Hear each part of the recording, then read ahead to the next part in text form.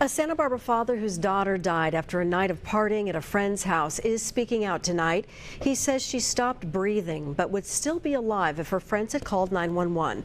News Channel 3's Senator De Los Santos spoke with the father whose mission in life now is to make sure this never happens again to someone else.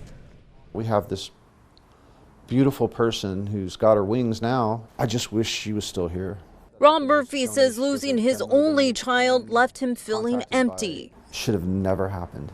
His daughter Jillian died 3 weeks ago. The 23-year-old was with her boyfriend and several others at a friend's house in Camarillo. By the end of the night, she was in the hospital. The story we got from the boyfriend was they found her not breathing at 12:30 in the morning. The three of them panicked, and a couple of the boys begged him not to call 911 because they didn't want to get in trouble for having drugs in the house. Jillian's parents said the doctors told them some sort of illegal substance was used, but it was the lack of oxygen that killed her. Jillian had fallen asleep and she had aspirated, which means that she threw up and choked. Between the time they found her and the time they conspired to formulate a plan to get her to the hospital, approximately an hour had passed where she was without air. When she arrived at the hospital, Jillian was in cardiac arrest and ended up in a coma for 4 days before passing away. We had the ICU doctor and the neurosurgeon in the room, and both of them told her mother and I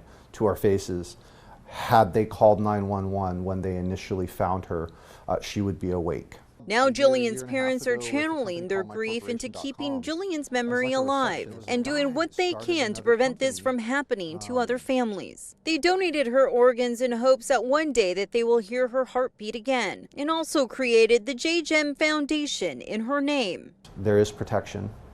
You don't have to fear calling 911. It's legislation adaptation for laws that will criminalize it if you don't. For now, Rob has a constant reminder of his daughter. So now we have matching tattoos, finally.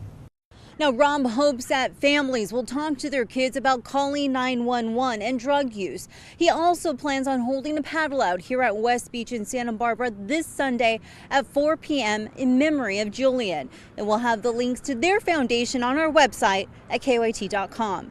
In Santa Barbara, Senator De Los Santos, News Channel 3.